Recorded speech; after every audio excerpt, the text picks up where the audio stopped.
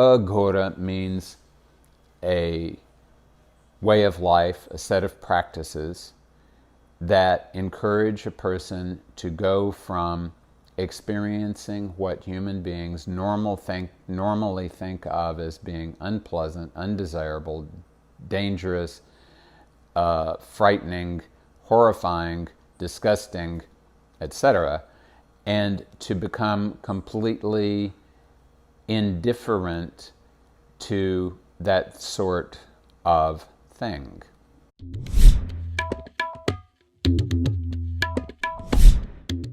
Good morning. I'm Dr. Robert, and on this edition of 5-ish Minutes with Dr. Robert, I'm going to examine, to a small degree, the concept of Aghora.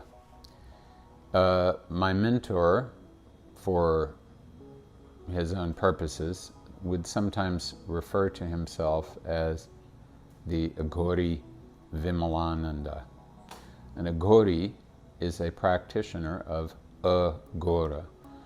Ghora in Sanskrit means terrible, terrifying, unendurable, and Aghora means the negation of that, because the prefix a, generally speaking, negates things in Sanskrit. So Aghora means a way of life, a set of practices that encourage a person to go from experiencing what human beings normally think of as being unpleasant, undesirable, dangerous, frightening, horrifying, disgusting, etc., and to become completely indifferent to that sort of thing.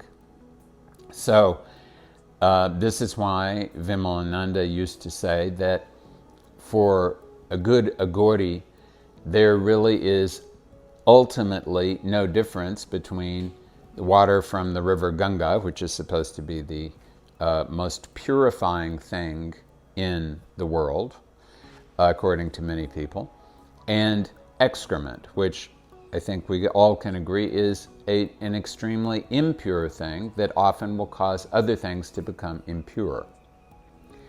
So if a person is a serious Aghori, that person will have transformed his or her internal environment to such a degree that he or she could drink Ganges water or eat excrement and have exactly the same effect on the inside of the system.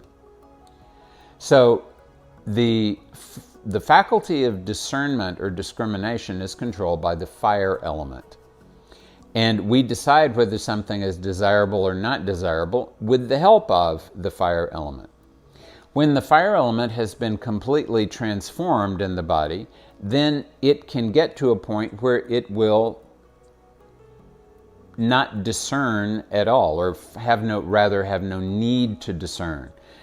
If the fire element in your organism has been developed to such a degree that you can digest anything, as was the case with Vimalananda's guru, his junior Guru Maharaj, who I saw many times eating tobacco, and not just spitting it out but eating it and swallowing it, he had been able to transform his organism so he could eat a deadly poison and have it benefit him. That's the kind of internal alchemy that an Aghori is searching for. But Aghoris don't limit themselves just to substances.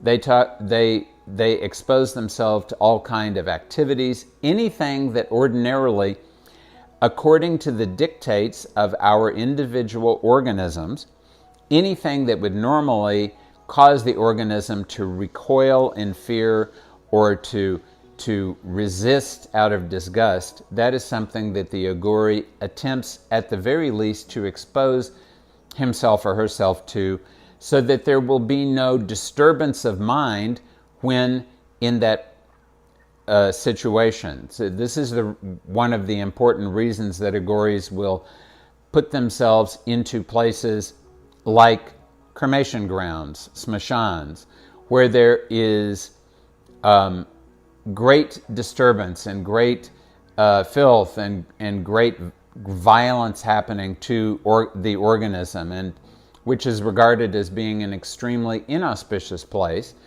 But the Aghori goes there to try to experience its reality to the full, not to be disturbed by that reality that we're all headed in the direction of, and instead to use that reality to assist in the movement of the awareness towards the one that is not limited by inequalities whatsoever.